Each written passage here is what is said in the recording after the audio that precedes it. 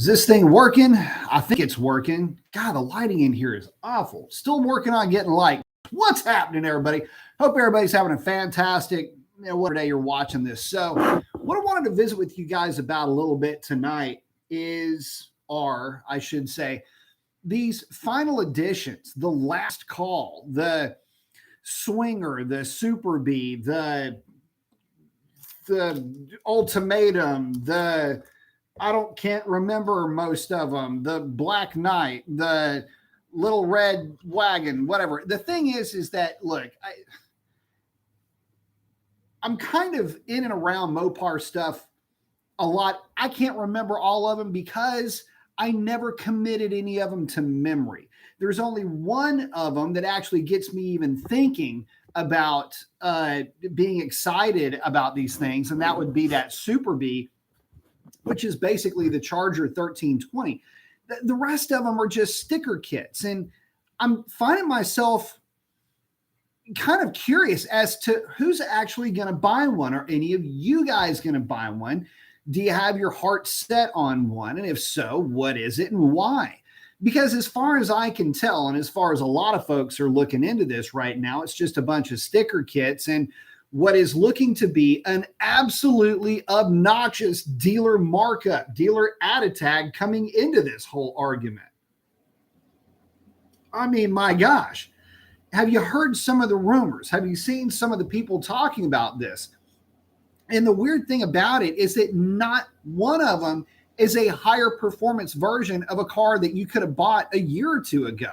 In fact, not only are they not really higher performance versions, except for the Super B, there's nothing to really designate what they are aside from the sticker package. Can you not wait until the aftermarket catches, I don't know, templates for these sticker packages and they start making clones? Wow.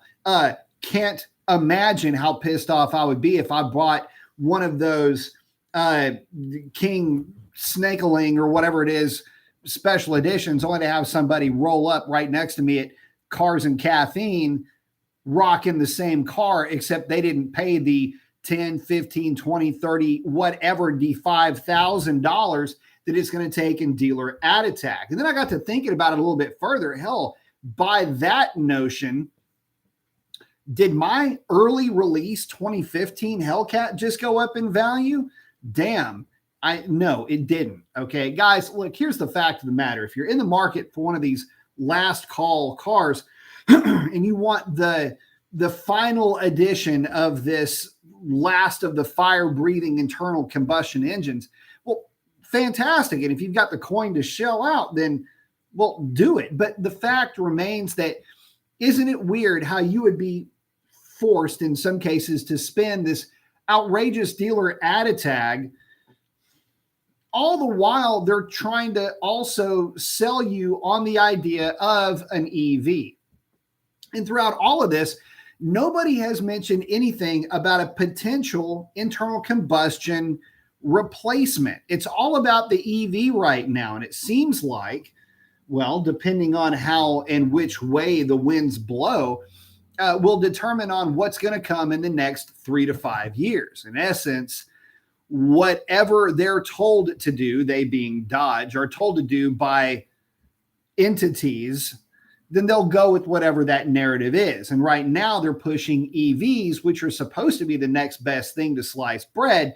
The problem is that there's so much divisiveness with EVs that nobody can really get behind them. No enthusiast is just getting all giddy about the next EV, about the most interesting thing you can talk about, or at least anything anybody's really started to talk about when it comes to EVs, has been a little bit about the Lightning, more about that Hummer, the all-electric Hummer. That's gotten a lot of press. Obviously, the Tesla stuff, the Tesla Coupe, which hasn't come out yet, but is rumored to be about as nasty as you can possibly get in terms of flat out acceleration numbers. Well, you're told that that is what you need to be waiting on, right? Because if you spend all of this money on an add a tag bloated sticker priced car, then where's the money going to come from for your EV? Are they banking on resale value or collectability for these things? Kind of hard to start selling collectability when it's the same car that everybody can buy, no matter what year it is, if it's got an 8-speed automatic.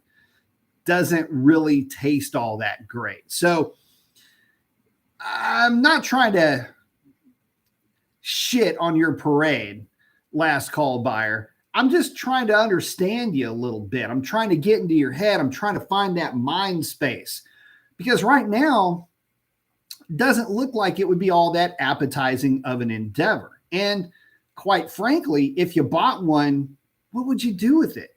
Would you drive it? I mean, you almost wouldn't want to, would you? I mean, you've got no equity in the car because you way overpaid for it. If you wreck it or something runs into it or it gets ripped off or whatever, the balance that you're going to still have on this car in terms of just outlay versus income, it's not a very good proposition. So again, I just have to wonder, are you going to just keep it in a garage? You're going to put it in a museum for modern cars? I mean, at what point does that car become special, I guess, is what I'm asking. When would you think that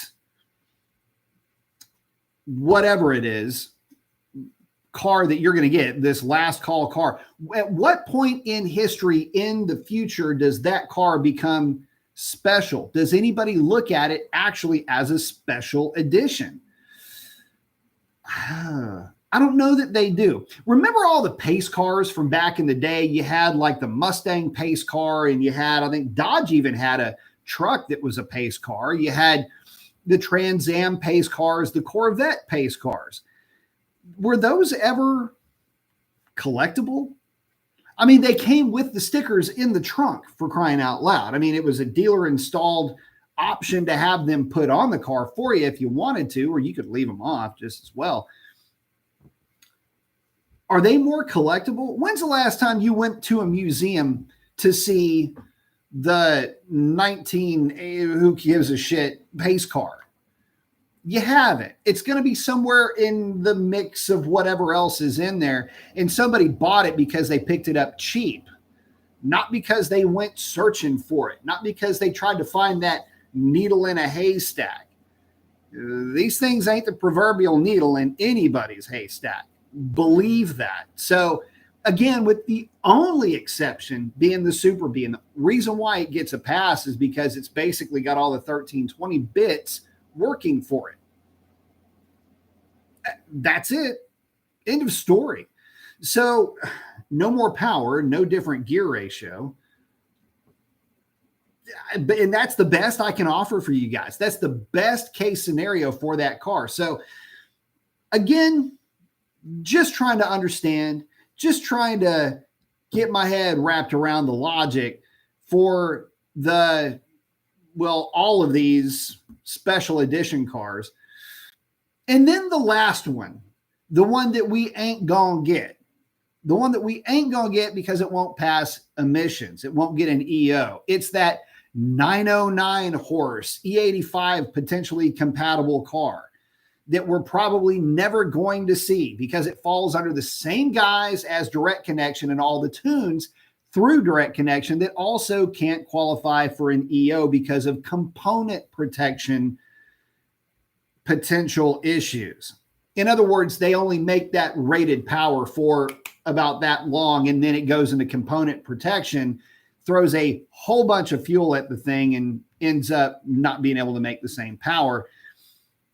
That's just one of the reasons, not to mention the NOx and everything else that I'm sure it's running into to try to get to those power levels. Kind of a weird world we're living in, where cars that have already passed emissions won't pass emissions moving forward past a date. Lovely. Let me check on you guys real quick, and we'll jump back in the middle of this. By the way, too, internet's been real sketchy lately. I don't know if they're working on some tower or something like that around here, but if this thing gets into sketch mode level midnight, we'll have to bail, but hopefully we'll keep rolling here. Sovereign saying, hey, be on the road, headed home. Passenger, of course. Very nice. Ardell saying, hello. What's up, Ardell?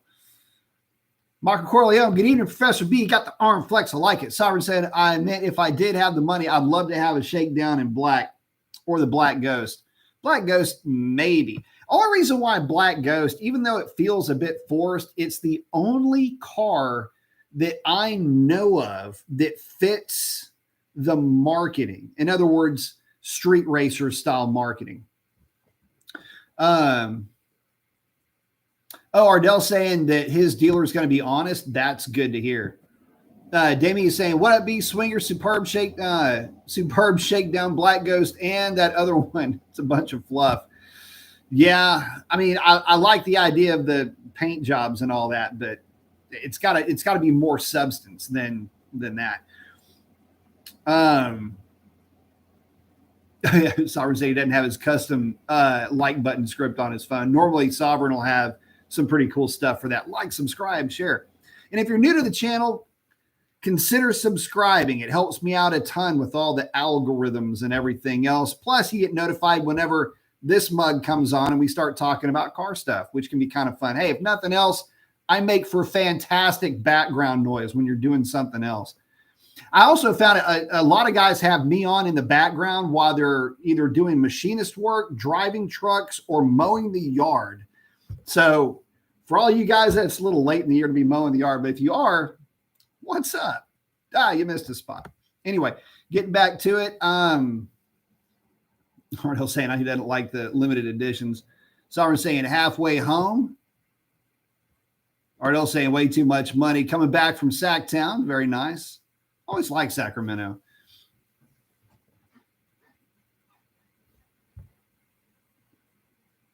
Oh, David saying the only explanation is the purpose to say that I have a last call. In other words, yeah, it's just to say that you've got something.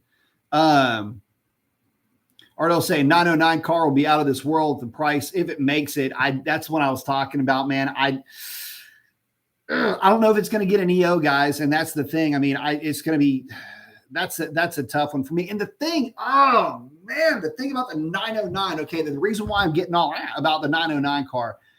The reason why I'm getting like that about the 909 car is because it actually makes really good sense. I would love for that technology to waterfall in through direct connection. And whether it's a piggyback, a standalone type system or whatever, to be able to have true, honest to goodness, censored flex fuel that is integrated into the operating system that takes advantage of timing tables over a certain amount. It can be binary. It can say only this timing table for up to this percentage of ethanol, and then boop, click just to this new timing table. It doesn't have to be a blended timing table. Even if it's a binary timing table setup, just like the 100 octane style setup, which uses NOx sensors. So that won't work for what I'm looking for, but you get the idea.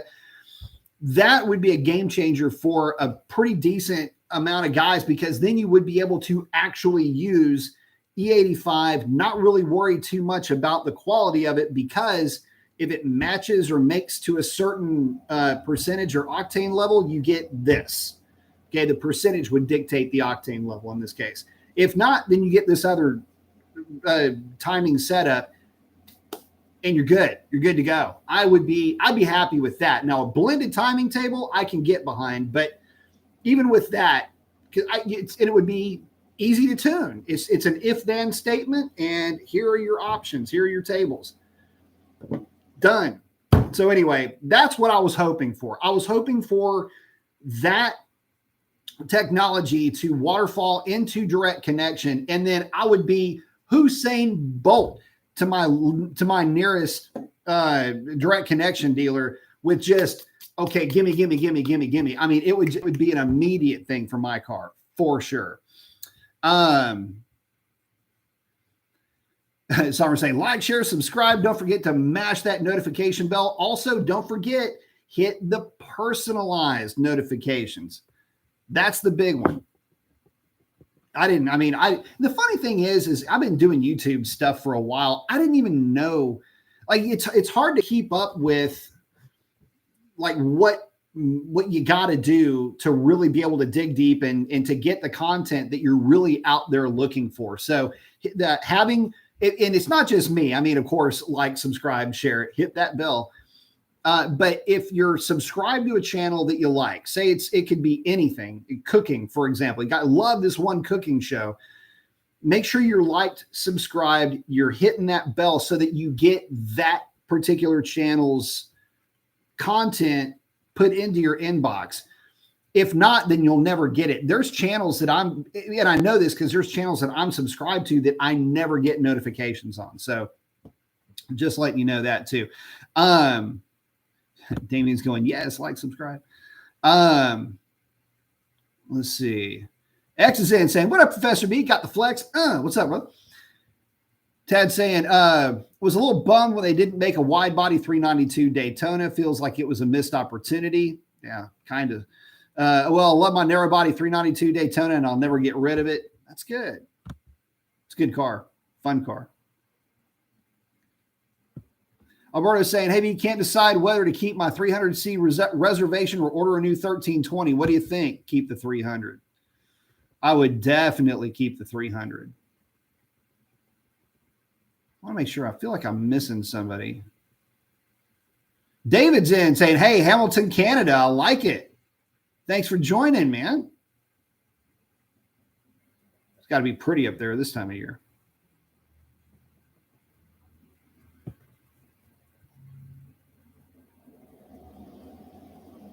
Oh, Tad's asking, what's the deal with the King Daytona having 6-piston calipers on all 4 corners? Do they? That would be kind of weird. I'd have to look into that. Do they have 6-piston on all 4 corners?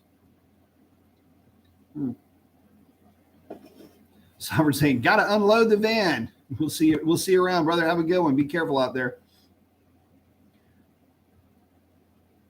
Alex saying, hey, Mr. B, drag packs. Do you need front skinnies or can I just get away with the rears? Good question. So here's my take on that. Front skinnies are not necessary provided you're running a radial rear. And if you're running, for example, something like the DVRs, like we run on Little Miss Revlon, aka Chandelier, no, you'll be fine. I don't like running bias plies on the backs of these cars, and so stay away from bias ply really on the fronts or the rears if at all possible. The skinnies. Now, here's the thing. There's some back and forth with guys on this. We've tried to run the cars with and without the skinnies. You might be surprised as to how little or how much a skinny can actually make in terms of a difference. So let me just walk you into this. The SRs that I run, the heavy, and admittedly they are heavy, but they are made for the heavier cars like the Challenger and Charger. With the skinnies on the car, with the drag pack rears on the car, not running like a set of like regular drag radials, for example. The difference in ET, this also applied for the Demon as well, where I was running the Demon with just the NT05s in the rear and the skinnies up front, which are heavy in this case, or if I was running them with the 5 stars front and rear. It's about half a tenth. Now, if you're in drag racing world, half a tenth is half a tenth. I'll do it. I'll take it. If you're in the real world, half a tenth is, I can't even contemplate what half a tenth is. So if you're going for a number, like if you are number hunting, if you want your car to do stuff like that right there, where it's trying to pull the front tires off the ground, then every pound matters. Then you're going to go with the skinnies. If you're just taking the car for a blast down the drag strip, you're going there just to have fun, bragging rights, kind of, bullshitting with your friends, stuff like that, just out there having fun like you should be doing. You're just out there to, blast down the track, get you a Coke and a Frito pie and watch everybody else go down the track too. Don't worry about opting up for the fronts. It won't do you really any good. And the only place you're going to notice it is if you really start to dig down deep. Yeah, it'll make the difference between it running an 11.7X and 11.6 X. That's about the only difference. But I mean, as far as anything else, you're not going to notice the difference.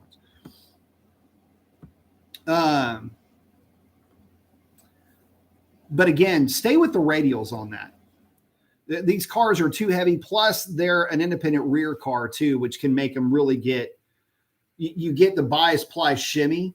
And so the Vipers always ran bias plies front and rear. And at the end of the track, you would always have this little ass wag. Actually, the whole car would kind of do that. It'll freak you out at first when you figure out the car's just kind of oscillating on the tires a little bit. You get used to it. It's not really something you want to get used to, though. I was saying Mopar, no car. I like it.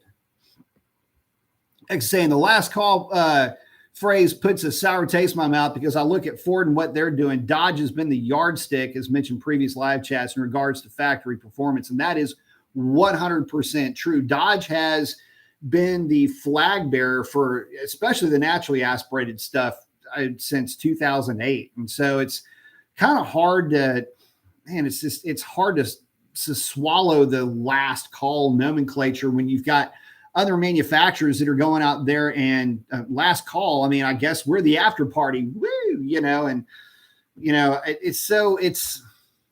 kind of get the idea where I'm going with that. I'm right there with you on that too. Good point. X is saying I changed the oil on my 5.7 a day at 88,000 miles. I've been changing it at 5K. Is that obsessive? No. Can you see them? I don't think you can see them. They're buried right behind the Powerades, right there, right next to that bag right there. That's nothing but oil filters. It's like this grip of oil filter. Actually, hang on.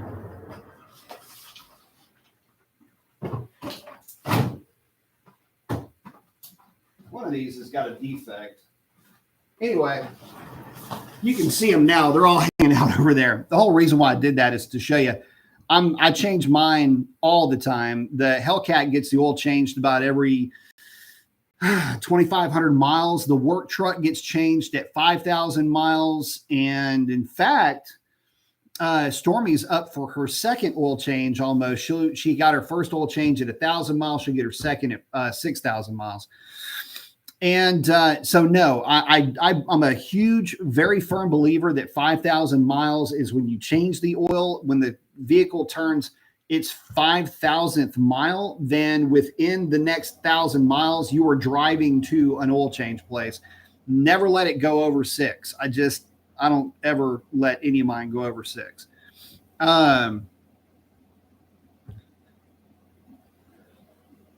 But yeah, I just went and picked up a couple more. So I'm going to be showing you guys, I'm going to dissect one of these filters because it's got a factory defect. Not that I don't think it would hurt anything. It's just, it's got a bunch of extra adhesive that's kind of squirted out of it. So anyway, I'm going to be taking that one apart and I'm going to show you the difference between the Mopar filter and say like a Bosch filter or a Fram filter or something like that, to give you an idea of why I always only recommend, hold please,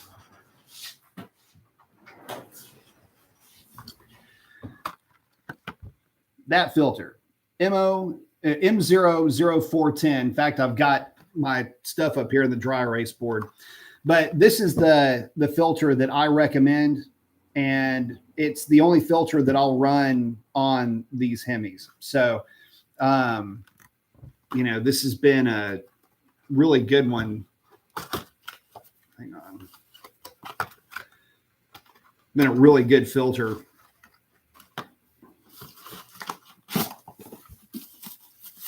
Pull this thing out of here so you can see what it looks like. Right away, you'll see it's the SRT filter.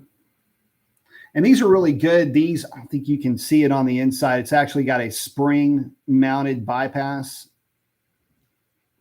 Nice big holes on the top. And real heavy gauge case as well. So that's why I like to use these. But what I do have is I've got one where it's got a bunch of extra adhesive popping out of it. So I'm going to dissect that, show you why I like these versus some of the other filters. You can get them at any of the dealerships that you would normally buy parts from. Get them online too. Always just show up at my buddy Ernesto over at Mac Hike. I need filters. Anyway, so no, that is not excessive at all. Greg's asking, what is the widest rim size you can run on a narrow body 21 Scat Challenger front and rear? I probably wouldn't run much wider than a 9.5 up front and a 10.5 in the rear. The 10.5, you may have to do a little bit of massaging to that inner fender well. There's just not as much room in the Challenger as there is in the Charger. In the Charger, you can get away with an 11. But for the Challenger, about the most you can really get away with is the 10.5. Most guys like to run the replica wheels, and all of those are in that 10.5 inch wide range. And again, that's mainly to keep you from having to do a whole lot of massaging. As far as tire sizes go, on the fronts, 275/40 on those 9.5s is perfect. On the rears, 305/35 can be a little bit short. A lot of guys run 295/40s out back, which is a little bit taller than the rear or than the front, but it'll fill up some of that gap in the rear, that fender well gap. So if you've got an NA car, I'm kind of jealous because you can get away with it. There's not really a 295/40 drag radial, at least not one that I'm aware of. And you can get away with that size with the NA cars, and it looks really good. That would be the way that I would personally go if I had one still. Let's see. And then for the Chargers, just kind of since we're talking about it, 315/35 would be the size I would run for the 11-inch wide wheels for the Chargers. Davey's saying I would change the oil even more frequently, like 5K, more like 3.5, but 5K is fine. Yeah, I would never go over 5. If you're doing a lot of steady state driving, a lot of low load driving, 5,000 miles is perfectly acceptable. And really with modern oils, you could technically go farther, but I don't feel comfortable doing that. Exit. Oh shit, oil filter city. Yeah, for sure.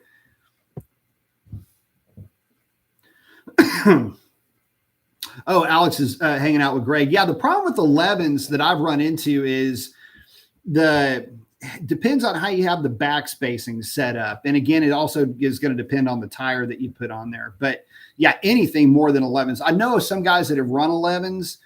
I think those are kind of nominal 11s, though. I don't know. Some 11s seem to be wider than others. I don't know. Anyway, I know some guys that have gotten away with it, but they did add to do some massaging. X is saying one of the best quotes I ever heard was, oil is cheap, engines are expensive. Indeed they are. Ardell saying he changes it about every 1,000 to 1,200 miles. That could be excessive. If you're using like a synthetic blend, though, or a regular not synthetic, that's perfectly fine. And it's you can never change it too often. I mean, it's whatever your budget will allow. And Ardell's saying his Hellcat only gets the Mopar filters for sure. Same here. Like I say, the entire fleet, if it's Hemi powered, it only gets SRT filters. Oh, X runs the K&N filter. K&N makes a really good filter too. K&N's case is real thick, by the way. For you guys that may not be aware, K&N does make oil filters, and the case on a K&N is one of the thickest out of the group. Alex is asking, what is my opinion on the MO899? I'm not familiar with that one specific. I can tell you that, bear with me, the M1 210 is the Mobile One 210 is the one that I know that just because I'm looking at what I use to change the RAM. The Mobile One filters are also really good. And so that's the only M1 102 is what I use in the Jeep. But I'm not familiar with the MO899. I can tell you that a lot of the filters are made by Wix. So just know that. And Wix makes a good filter too. We used Wix filters for all of the break-in, the break-in procedure for all of the engines. So, just in case you're wondering, we're talking about oil filters right now. Just in case you're wondering, nowhere on this thing, hold on, where are my eyeballs? My eyeballs, I don't know, they ran off. Anyway, nowhere on this thing does it say what the micron filtering is on these, but all of the Mopar filters are 20 micron from what I could surmise by all of the research that I've done. 20 micron is perfectly fine. Race filters, if you want to call them race filters, can be as high as 60 micron, but and micron is just a measurement of how big a particle might be. The smaller the number, the smaller the particulate that the thing would filter, with the thought that a larger micron rated filter would just flow more because it allows more volume of whatever it would be flow through it. It's not necessarily true. But anyway, these are all roughly 20. They're nominal 20, or I'm sorry, I want to say they're 10, nominal 10, but actual 20. So it'll catch like a percentage of, anyway, you start really diving into oil filters and things like that. Anyway, go with 20 though, if you need to compare. And it doesn't matter as long as you're changing the filter when you change your oil. The micron thing is, like, look, if you got chunks of stuff floating around in your engine, you got bigger problems. I mean, the filter is the least of your concerns at that point. Hang on. Sorry, guys, just blasted right past everybody. Arfos is asking, speaking of filters, what is the best drop-in air filter? I remember last stream you mentioned the K&N and Hellcat Airbox combo. Well, okay, so the best drop-in air filter is the one that flows enough for whatever engine combination that you have.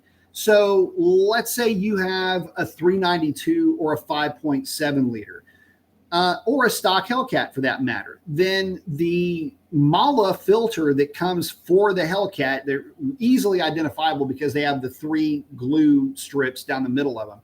But that filter does a fantastic job of not only filtering, but flowing. I mean, you guys have to remember that I ran low 10s with that Hellcat Airbox with the stock Mala filter. As a matter of fact, that was the original filter that came with the car. I had since bought a new one and had run plenty of 10 teens and 10 20s, again, with the stock Mala filter in the car. The higher your air demand, the more flow you're going to need. And really, it's not the makeup of the filter itself. It's just the size of it. The bigger the filter, the more surface area it has to draw air from. So same works for catalytic converters, by the way. Remember when people buy them itty bitty little catalytic converters? Nothing but a huge restriction. You need a lot of surface area to flow in those things. Anyway, I digress. But the best drop-in filter, again, the stock Hellcat air filter is really hard to beat. The K&N or the green filter are good too. With the green filter offering up the absolute most flow, although flow needs in this respect, I mean, I think you wouldn't ever, I don't think a stock Hellcat will come anywhere near flowing what a stock green filter will flow, because there's really, you can see through it. Like you could watch TV by holding that thing in front of your face. The K&N does a great job. K&N's tried and true technology. It works really well. I know that's what Orange Crush runs, and Orange Crush runs neck and neck with my car. I should know because I tuned both of them. And he's running a stock Hellcat filter, or I'm sorry, a stock Hellcat Airbox with a drop-in K&N. So feel good about running the drop-in K&N. You'll do just fine with it.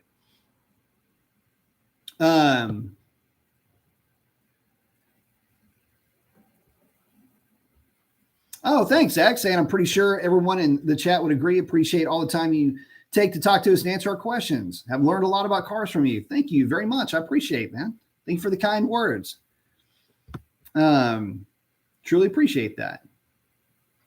Like saying K&N is super thick, great quality. Yeah, the K&N, you're never going to go wrong with the K&N. However, if you buy since we're talking about the cleanable filters, guys, remember that you don't buy one drop-in filter, right? We buy two. The reason why we buy two is because you have to clean one, let it dry, you have to do everything the right way. And realistically, it takes a couple of days to clean one because you've got drying time that you have to go through, not with only the washing, but in the actual soaking in of the oil and everything else. Unless you're cool with your car being down for a couple of days, or you've got other cars and this is not your daily, then, I always suggest buying two. That way you can just swap the clean one into the air box and take all the time you need to clean the K&N out in this case. And the way you do it is you put your solvent on there, let it soak, let it soak in, rinse it out, let it dry completely. I would always let mine dry for a day, a full day minimum. Oil it lightly, let it soak in, give it one last coat, let it soak in. This is like, let it soak in for like a day each, and then blot it a little bit, get all the excess off, just like you did with that nasty old greasy pizza, and then put it in the car. You don't have to squeeze it or wring it out or anything. Just don't over oil it and you'll be in good shape.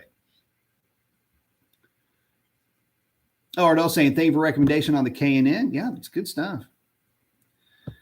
Dishers asking, anybody run AMSOIL instead of Pennzoil? So the funny thing about AMSOIL, you can run AMSOIL. It's great stuff. It's not bad. I did, and there's a show that I did or a video that I did that is me breaking down all of the 40 weight oils that guys could use. In essence, going through, and I'm doing it on a screen share type of a deal where I'm showing the actual, the viscosity at 40 degrees centigrade, which is basically 100 degrees at 100 degrees centigrade, which is basically 212, which is the boiling point of water.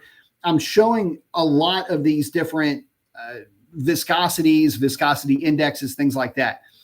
AMSOIL, it's middle of the road oil. It's not bad, but it's not the absolute best of the best out there when it comes to viscosity index, when it comes to all of that. Now they use really good base oils, but so does Pennzoil, so does Mobil 1, so does Castrol. It just depends on how you're driving the car as to which oil would be better. I can tell you that from strictly from a utility standpoint, just from being able to get the stuff, from costing, how often you're swapping oil out, things like that, Mobil 1 and Pennzoil are incredibly difficult to beat. Castrol, the B3, B4, the 5W40 is also really, really good. The only downside to Castrol, if there is a downside, I really wouldn't call this a downside, but it is the thinnest of the 40 weight oils, although it is still technically by ANSI specifications a 40 weight oil. So just know that coming into it. If you're going to be doing a lot of high heat, high mile per hour, high load driving, I would probably stick with Pennzoil or Mobil 1 or AMSOIL would be just fine. If you're really just trying to go for a number, then the B3, B4 from Castrol will probably be one of the better ones you could go with. That, and it has a really high viscosity index. And all that means is that the oil has a higher resistance to losing viscosity as the temperature increases. That viscosity will always drop, but it just doesn't fall out of the sky. Like it does with like blends or regular dyno oil. Arfa was saying, since my RT doesn't seem to need to flow crazy amounts of air, I just put a Wix filter in my Hellcat air box. Just wonder if any other brand has better micron efficiency. Not really. Again, Wix probably makes every other filter that you might even come across. So no. In fact, what was the dang filter? Oh crap, can't remember. Anyway, yeah, any of those would be perfectly fine.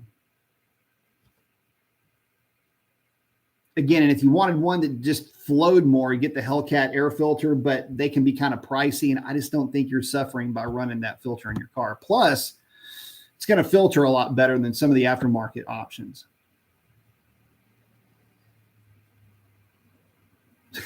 Mark saying, saw the title, I'm broke, can't buy the last call. And you might be better off without it too.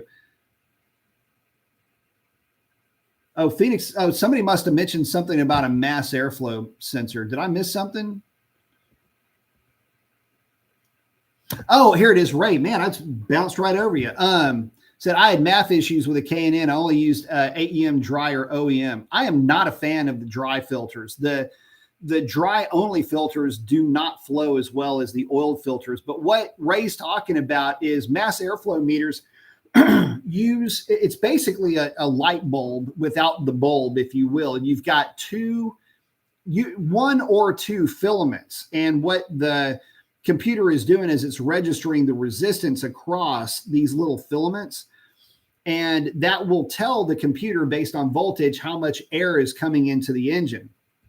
And what happens and this actually happened to my Z06, as a matter of fact, with a way over oiled filter. It's why you don't let other people work on your stuff. Anyway, it can coat the mass airflow sensor, that little filament. If it coats it with oil, it can screw up how it reads air. So I actually had to clean mine to get it to read right. But that's what he's talking about with the oil filters. The idea is just to barely mist that filter with the spray. Just give it a slight spritz. And that's really it. A lot of guys, unfortunately, will hose the thing down with the oil. And this is not a scenario where more is better. You need to kind of keep it at a very low level and you'll be okay.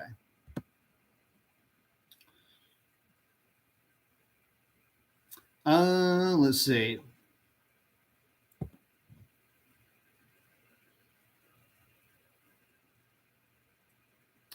Your mom saying the new Chrysler 300 with a 392 is basically a Charger Scat Pack, similar car, Chrysler 300 and Charger. Fun fact: the SRT variants, well, I guess you would call it the coming of SRT with the 6.1 liter, got its life started in a 300. One of my all-time favorite cars. Let's see.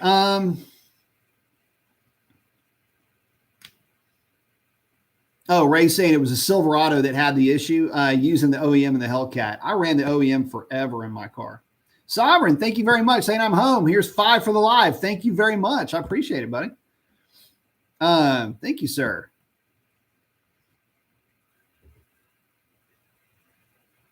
Ardell's hanging out with X saying, I appreciate B answering the questions. Happy to. Damien saying, C&B heading out for a party. Be safe out there.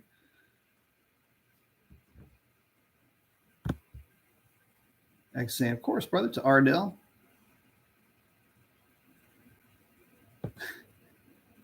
X is saying, my cheap ass bought a Fram air filter with the K&N air filter is being cleaned. Hey, at least you got 2 filters, right? That's all that matters. I get it, though. Oh, Alberto's saying, thanks for the advice on the 300. Any word on the Atturo drag radials? Dang it, no, not yet. We're hoping to see them at least on a car for PRI, maybe SEMA. The thought was that they were going to have a set, actually multiple sets ready for SEMA. The tires are still going through some testing. And I know that one of the first sizes they were going to make is the 315/35. And my input was, okay, great, but make a 305/35 that's just taller so that it works with the stock Hellcat guys running 10.5-inch wide wheels. Or, it's going to be tough for a lot of guys to jump in the middle of that. But whether they take my advice or not, I have no idea. I can only advise. But nothing yet. The earliest I know of a release for sale, and y'all know how this goes, because in this day and age, these dates get pushed back regularly. But we're looking at end of the first quarter, so maybe sometime around the tail end of March, beginning of April of next year. I'm really hoping it's going to be sooner than that, though. Like, really, really hoping it'll be sooner than that.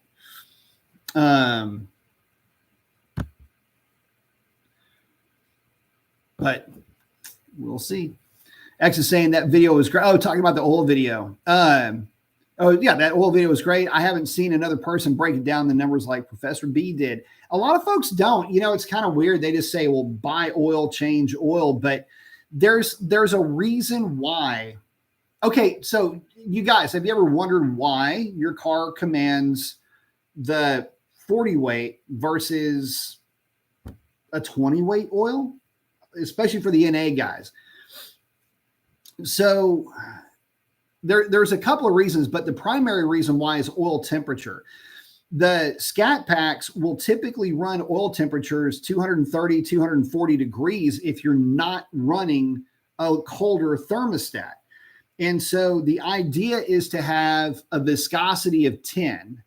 And don't get into the whole 10W, 30, 40, anything else, but it'll make sense when I explain it to you. When oil hits a temperature, the target temperature for oil to hit is 212 degrees Fahrenheit or 100 degrees Celsius.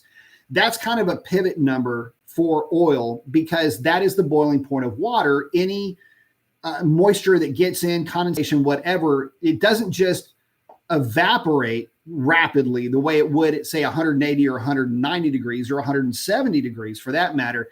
It literally boils out of the suspension at 212 degrees.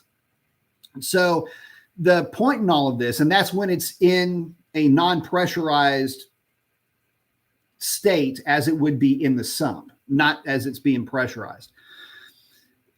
So as that is the case, the higher the temperature, the lower the viscosity of oil gets. So in other words, a 40 weight oil at 100 degrees Celsius or 200 degrees Fahrenheit has it has an ANSI rated minimum viscosity of, let's say, 12.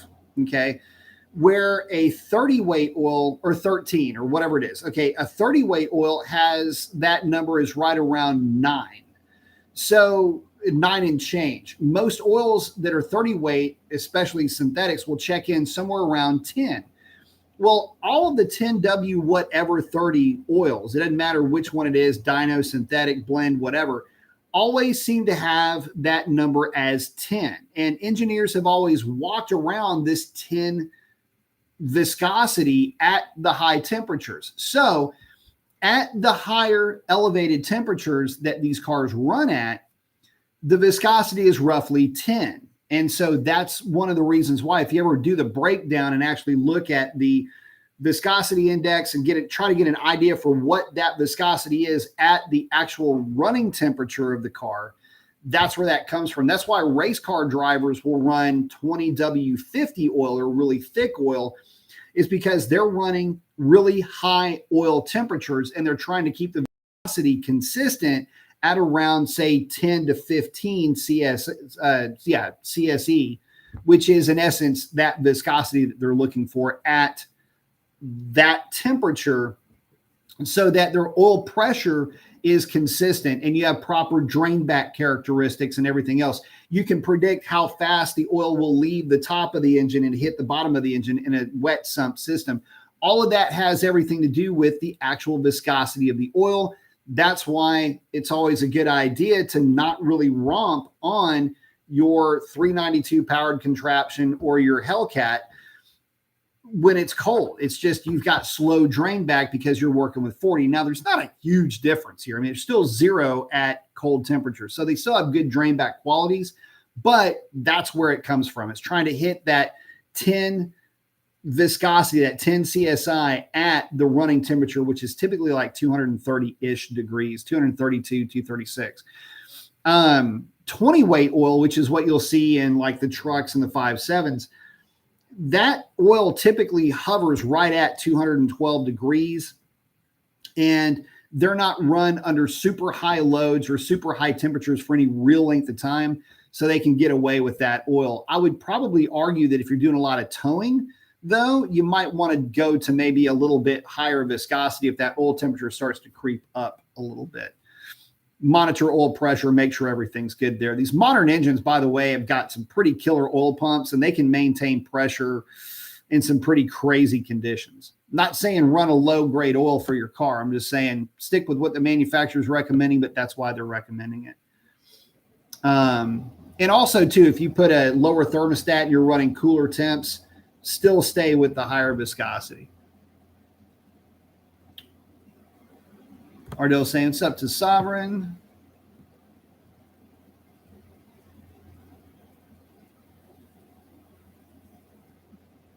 Oh, he's got one of the oil. He didn't want to use it, the K&N, the old filter, because of the mass airflow. Just need just need a very light glazing of oil on there.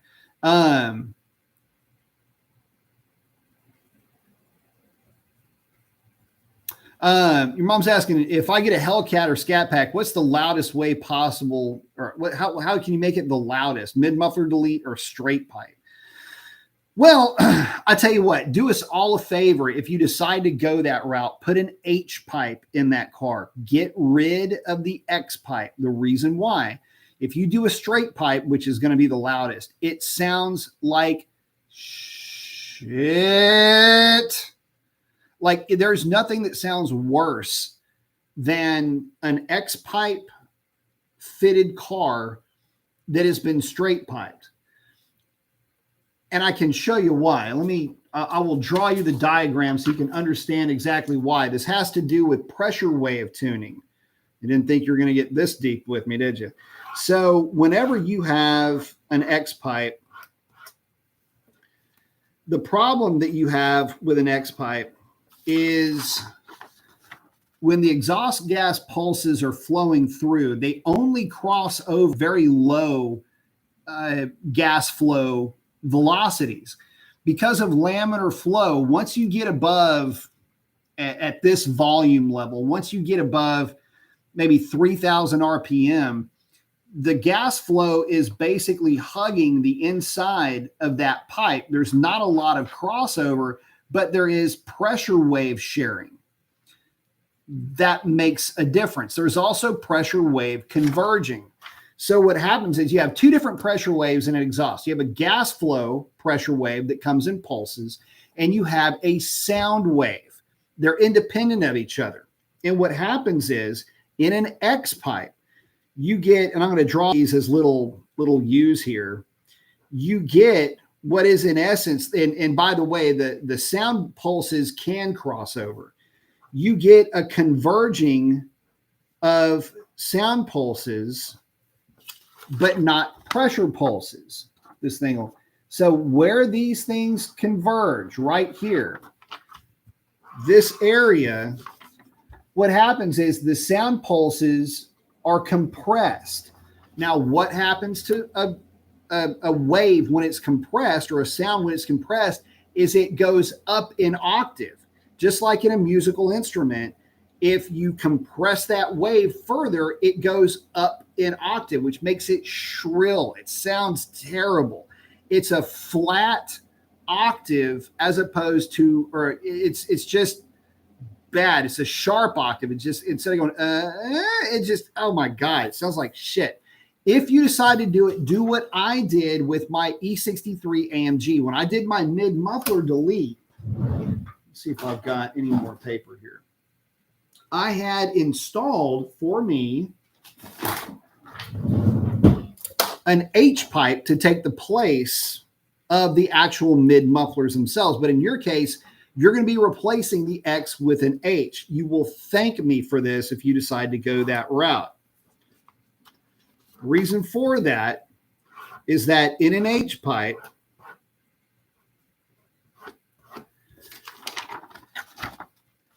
the pulse waves always share in the H, but the sound waves don't have any way to actually come together in here. So you keep a lower tone as the pulse waves and the sound waves are traveling through the pipe. That'll make it sound good and be loud. If you decide to just do a muffler delete and do a reso delete and straight pipe the thing, what you will find is that it will be shrill at high flow times. In other words, peak torque. And as you're building into peak torque, wide open, it's just going to be really, really loud. But again, it's not going to have that deeper tone. Go with an H pipe. And also what the H does, remember when we were talking about the X, where it forced, where the hell it went, where it forced the sound pulses to converge. With the H, it actually does quite the opposite. The sound pulses come through, and then you have an opening in volume. That'll cause that tone to drop, okay? So instead of going up, it comes down. And so that's why you go at the H. Again, it gives a better sound. And this is not objective. This is subjective. Ain't nobody liking that other sound. Anyway, hopefully that helps you and gives you a little bit of a tip on how to make it not only loud, but actually sound like you meant for it to sound that way. I would also suggest at the tail end, either leave the rezos intact just to keep it from blowing your ears out, or put some race bullets back there.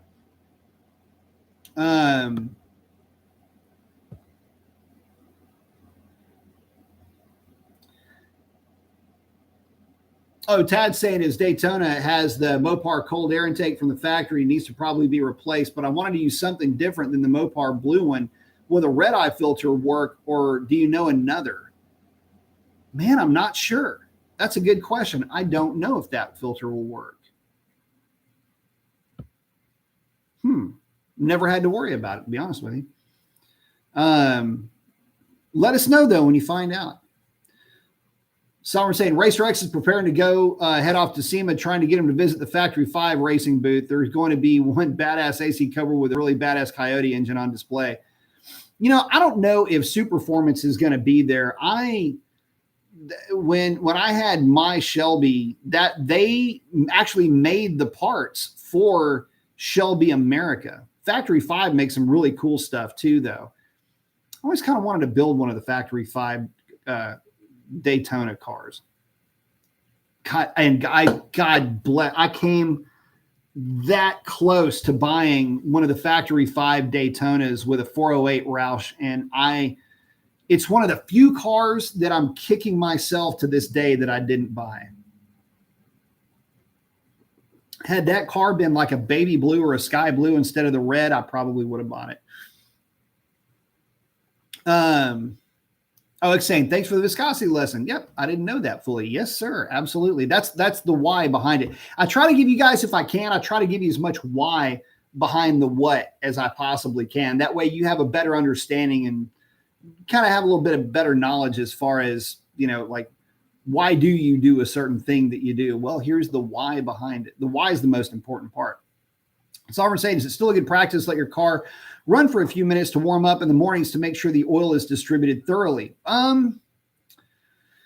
So here's the thing with modern oils, the argument is that you don't necessarily have to, although when you dig into the tuning of these modern cars, yeah, you'll see where you've got limits in terms of available torque with colder oil temperatures, although those typically are fairly cold. I always suggest letting a vehicle warm up, though, just in general. You've got a lot of different metals that are in an engine, aluminum heads, iron blocks, steel fasteners, all these other things that are going to expand at different rates. So I always say, look, it's a good idea to let the vehicle fire up and run. And my typical target temperature is 140 degrees. And the reason why that is because at around 140 degrees, most engine operating systems go from being in what is in essence open loop, which means it's only running off of pre-programmed criteria and parameters, to closed loop, which means that it is how the vehicle is going to run. Did we just lose connectivity, or are we back live? I think we just lost connectivity. I think we're back live now. Okay. So anyway, what I was saying, I don't know if that went through. My thing just popped up and said, hey, your connection sucks. But anyway, what I was saying is my target temperature for letting a vehicle warm up is around, right around 140 degrees. Some operating systems will kick off at 130, some at 150. You can hear, what's funny is that you can hear the Hellcat. And at some point, I kind of want to do this and show you, but if you're data logging a cold car, you'll see that it is pulling a ton of timing. And that's the reason, okay, remember the why we were just talking about? Glad you brought this up. We're going to talk about something kind of cool. Why is it that the cars always bark on a cold start? Have you ever wondered that? Like, why does it sound so raspy and rowdy on a cold start, but it doesn't do it on a warm start? You ever wonder why? Well, wonder no more. A cold engine, when you go to start it, the computer is going to retard the timing. When you retard the timing, what you're doing is you're allowing a rich mixture that you're getting to, in essence, burn through the exhaust more than anything else. That's where that loud pop and where the loud exhaust comes from, is the fact that you are taking a rich mixture and you're retarding the timing to help with the cold start characteristics of that engine. Now, the funny thing is that you'll have guys with carbureted cars go, yeah, the cold start. What's funny is carburetors are typically kind of lean on a cold start. But anyway, beside the point, the fuel injected stuff, when you retard the timing, the piston is further down in the cylinder when it gets lit off. And then as it travels down, goes to bottom dead center, the exhaust opens up. Well, it's got more pressure when the exhaust valve opens up, and so you get that pop out of the exhaust until it warms up. You get higher degrees of timing, and so there's more combusted material in the exhaust. It is not going to make the pop that it had. It has a little bit lower pressure, and so it starts to sound normal. And you can see it in the data logs with the Hellcat.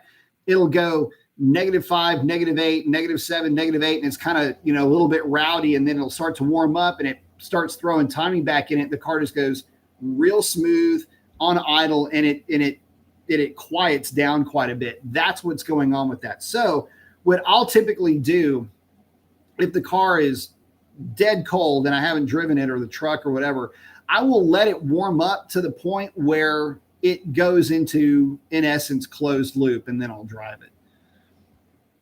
I mean, do I think that's 100% necessary? You'll have people say not necessarily, but that's just kind of what I do. Ardo said, oh, his Hellcat is synthetic oil only, 0W40. That's right. Oh, Sovereign's Lexus he's going to be switching over to the high mileage. High mileage just has different additives in it that help swell seals, which is good. And typically, not always, but normally it has a slightly higher viscosity, still within the same range, but slightly higher viscosity. Sovereign saying Professor B dropping that knowledge, trying to. All right, L saying I'm a crazy person when it comes to taking care of my vehicles. Yeah, for sure, I am too.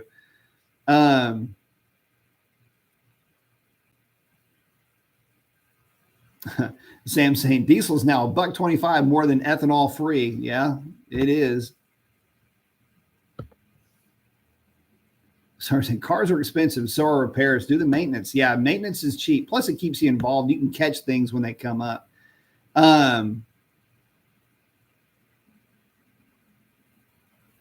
Oh, Sam's asking, what about true duals? No H pipe, no X pipe. Nothing wrong with that. That you will lose.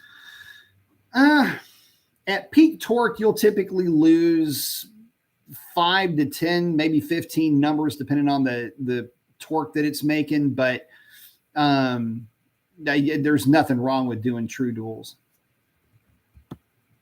A lot of cars have had true duals and got down the road A-okay. B5 saying best and most informed muscle car chat on YouTube. Thank you very much. Sovereign saying a factory 5 Daytona would be badass. It would be really badass. Sovereign saying, yep, pause for a second. Yeah, it kind of flaked out there for a second. B5's asking, how accurate is the onboard performance timer on a Scat Pack? It's actually pretty accurate. So in my SRT on a drag pack, it was dead on for the ET when I would take it to the drag strip. Oh, Sam saying, I also recommend idling a turbocharged motor before shutdown. but he comes from diesels. A lot of guys use turbo timers on their tuned turbo vehicles, which is another reason why I'm a little bit skittish about Hurricane engines running 22 or 26 degrees of timing without turbo timers or things like that to help those turbos cool off a little bit. But I don't know. They could be liquid cooled turbos too. Herdill's hanging out with Sovereign. Well, I'm saying, can you say a Porsche is a supercar? Yeah, you can. The only reason why I have hesitation is it depends on what your definition of supercar is. Is it based on performance only, or are you also going to incorporate the theater of the supercar into that?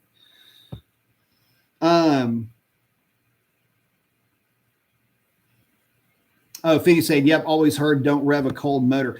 A lot of where that's coming from is back. Okay, so back in the day, oil was just a viscosity. It was like 40 weight oil, for example. And it started out, though, at like 150 viscosity, right? It was just some kind of obnoxious viscosity. And then it dropped quickly in terms of viscosity as it got hot. Well, that's all fine when it gets hot, but you have to let it warm up. The oil has to be able to move and travel around engines. Back then, it was not uncommon for engines to lock up. They literally would not turn over in very, very cold climates. The oil would just be so thick that the starter couldn't get the thing moving. That's why they had block heaters and things like that. For gasoline-powered cars, people would put the electric blankets in their engine compartments to keep things warm. That's why. But that, now with modern oil, it flows. I mean, okay. Oh, so to the oil thing too. Remember when I was talking about like the 0W40, how the 40 has a certain viscosity at that temperature? The zero in the cold weather, all that means is that it flows like a zero weight oil would flow at 32 degrees Fahrenheit or 0 degrees Celsius. That's where that number is coming from. It's the cold weather flow characteristic. That doesn't mean that it is a 10 viscosity oil at that temperature. No. It flows like a 10 viscosity oil would flow at that temperature. So in other words, that 10 viscosity oil might be a 50 viscosity oil at that temperature. And that's why you don't want to just go revving the thing up. Yeah, you've got a multi-viscosity oil, but it's still cold and it's still not going to have the proper flow characteristics, both getting around the engine plus in drain back.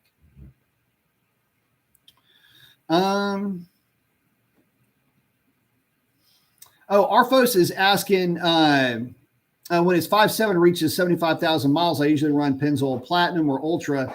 Should I keep using that or switch to a high mileage full synthetic? Really, as long as you're changing the oil, you're good with either one. I mean, if you're changing the oil fairly regularly, you can go with a high mileage, although I don't really know how much it would help. It doesn't hurt anything. I've been running 0.20 high mileage in Buffy for a couple of years now. Obviously, it doesn't hurt anything. Get a little bit more viscosity out of it typically. So yeah, at 75,000 miles, it might make sense, but you could stretch that to 100,000 miles and it would still make as much sense. As long as you're changing the oil, I think you'll be okay.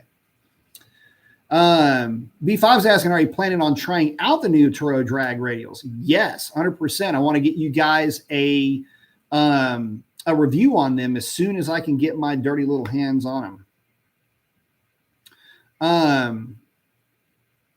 Your mom's asking about, is it a supercar? I'm saying the look of the car. Does it fit in with Lamborghini and Ferrari? The C8 also looks Lamborghini-ish.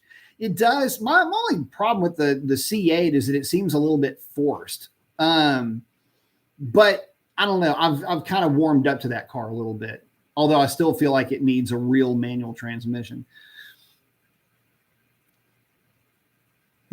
Sam saying, one good thing about True Duels, if you have a miss on one bank, it's obviously easier to tell. It can be. Just saying, love the oil talk. Yeah, man, I like the oil stuff a lot. Sam's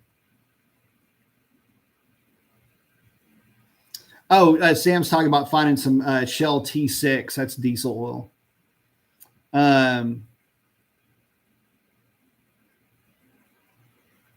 Ardell's saying he gets negative 30-degree temps in Montana for days. Yeah, forget that. No, thanks. Appreciate it, but no. Synthetic oil is great. Yeah, you got to have it up there. Arfo's asking, do you recommend ISO heat during the winter, or is modern gas good enough to not worry about it anymore? I don't think you'd really need to worry about it too much anymore. What he's talking about is there's additives for gas that would help it fire off easier in colder temps. I don't think you really need to worry about that too much. Not at this stage of the game with modern fuels. It's not as much of an issue. Now, if you're running really high ethanol content fuel, then yeah, it might help.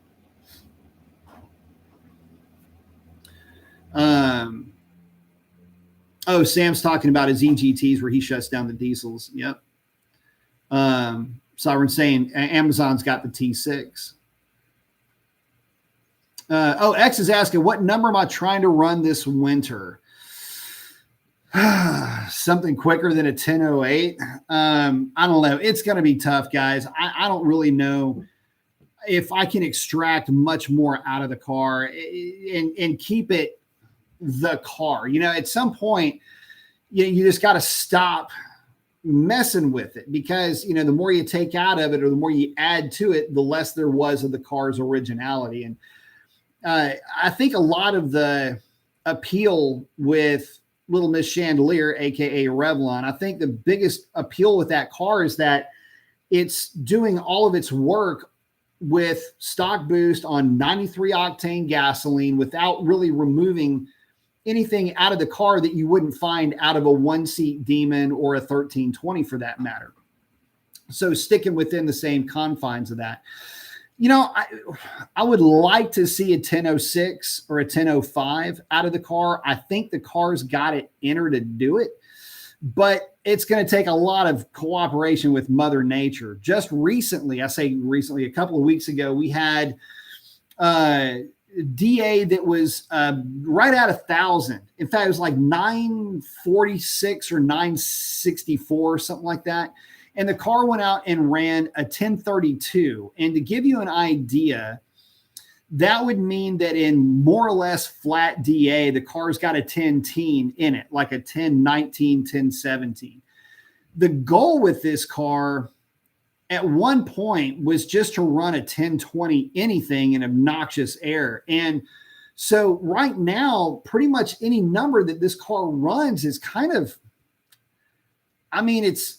it's found money, really, is if you want to look at it that way. So she's run a best of a 1008. She's run a string of 1010s. I never thought the car would be a 1010 car in any air, much less in flat DA air. So if we get some obnoxious density altitudes, I would like to get I'd at least like to get another 10.0. I've run a 1010. I've run a 1012, a lot of 1014s, 1016s, and 1018s have been also part of that, 1017s. She's run a lot of numbers in that range. So I would like to continue that trend. Again, I would like to get a 10.0 and maybe a little bit less aggressive density altitude conditions. We'll just have to see. I think with it losing a little bit more weight, I think there's an opportunity there for the car to maybe cover an 06 or an 05, but we'll just have to see. It's a lot to ask, but I think the girl's got it in her to do it. So we'll just have to see. I'm not changing the tune to try to get there. There's no reason to even give it a shot at that point. The other question was, why don't I tune it on race gas? I'm not going to go the pumps and the injectors for E85, but why don't I tune it on race gas? The reason why I won't tune it on race gas is because I just don't know that I would get much more out of it. I might get another 10th or so, but it would definitely I'll put it to like this. If I went real aggressive with a race gas, and I mean an MS-109 high oxygenated race gas, because then you got to really start, okay, well, what fuel was it and all this other. Anyway, once you start diving into that, I know I can get a 9 out of it, but it would, again, take obnoxious air, and I'd like to keep it on at least 93 octane. So there's that.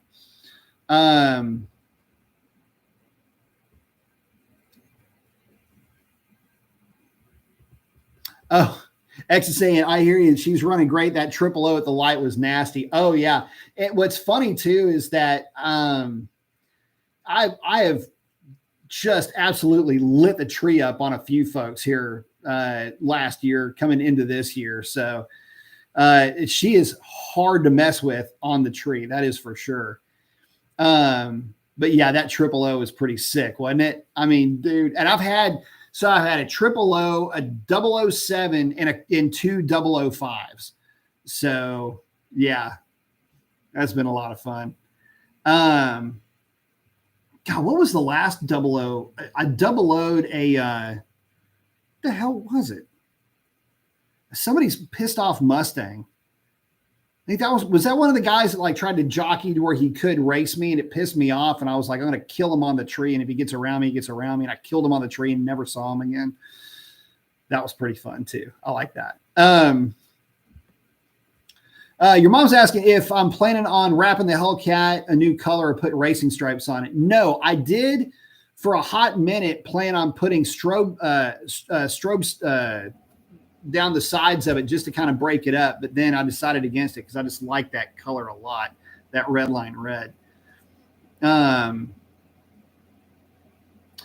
saying he lives in Florida, doesn't like talking temperatures, but we're still picking up storm debris. Yeah, I know exactly what you're going through, man. We did that with Harvey down here. That was a complete disaster. Heart goes out to you guys. Sovereign's asking, I see that Demonology is getting the Soul Snatcher painted to tribute the Black Ghost. Nah, didn't see it, but, you know, cool if he is. I mean, it'll look good. Sovereign's saying 42 people watching, only 26 likes. Hit that like button. Yeah, guys, hit the like button. Subscribe if you're new. Sovereign's live. They sent him packing that angry Mustang. That's happened a couple of times. Actually, what was funny is that it kind of happened with Stormy. With one of the, I'm guessing it was it was obviously a 4.8 or a 5.3, but anyway, he couldn't get around Stormy, and that kind of pissed him off too. And I kind of did shut him down a little bit at the light. And what's funny is it's one of the few passes where the truck actually hooked at the drag strip. Anyway, we're both on street tires. He was on a little bit more of a street-oriented tire rather than my my Wranglers that I'm rocking. Arfo's saying, I'm debating on stripes or wrapped black hood for the same reason. I want to break up that Tour Red a little bit. I like the idea of a black wrapped hood. That is something that I have kind of kicked around a little bit in terms of, you know, would it be a good idea to do? Would it be, you know, something neat for the car, you know, just kind of a change of pace? But more than anything, I would do it just for the rock chip protection at this stage of the game. I've been fixing rock chips on that thing left and right from just driving the thing around the other day. And the messed up thing is there's not another car in sight. How do I hit a rock? Like, where'd the rock even come from?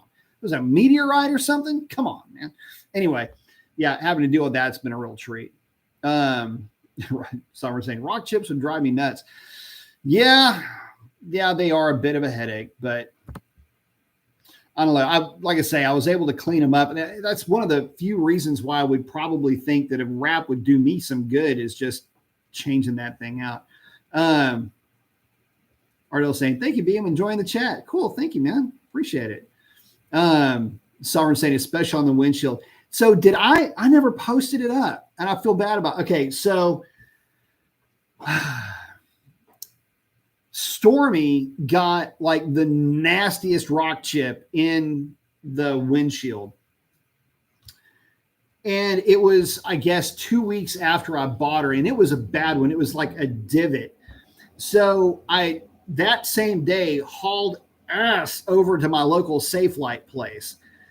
And they had to get in there and like scrape out part of the chipped glass. And they put the thing on there where they fill it full of the resin and fix it up. You can't even tell that it got hit, but that was one where, I mean, it hit the thing so hard.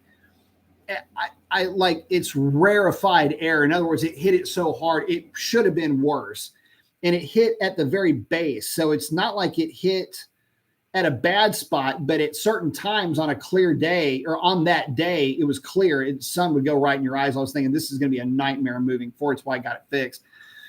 And there was a lady in the Safe Light place that was bitching and complaining about something going on with her car, and they didn't adjust the automatic lane change thing properly or something. I don't know, man. Anyway, I'm glad I don't have any of that stuff going on with my car. So anyway, she was just pitching a complete fit, and the guy behind the desk was doing everything he could to just be as calm and as whatever with this lady as possible. But Karen showed up to this place while Stormy was getting her windshield fixed. So anyway, that was kind of funny. And I think I took pictures of it or something. I was going to post it and never did post it. So, Sovereign saying he's got a rock chip on the Lexus, hadn't spread. Buffy is covered in rock chips and, sand, snowing and stuff like that. And it's just bad. It really should get a new windshield for that truck. But I know that every time I think about getting a windshield for that truck, it gets another big ass rock chip. So it's like, okay, thanks. Sovereign saying Karen control. Yeah, pretty much. Yeah, that was pretty funny. So I don't know. We'll see. Sam saying he's looking for a 70s F100 because he wants to do a 7.3 Godzilla swap. Yeah, I mean, you're having a hard time finding rollers. Good luck finding any of those rollers out there. Those are tough to find. Arfo's saying spending 8 years in retail guarantee that employee was dead inside. Dude, you have no idea. This guy looked like he was so far beyond sick of everybody's bullshit that this lady could have come in like all in like Viking gear, all Valhalla'd up with her hair on fire, and this dude would not have been phased. I'm promising you. It's actually pretty inspiring to watch.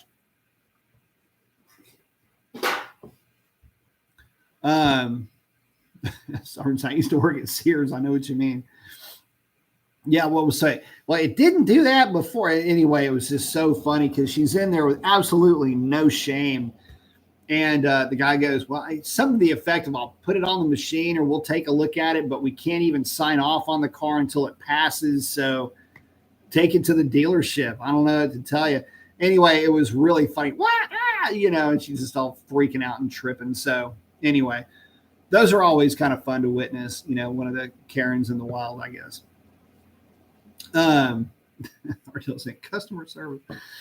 But anyway, guys, well, listen, we're coming up on about an hour and a half. I've got to get up kind of early, so I got to wrap it up. Plus, I don't know really how well this internet connection is going to last. We've already had one glitch, and I don't know. I have a feeling we're probably going to end up running into some more issues with that. So I'm going to use that to go ahead and get out on this one. But guys,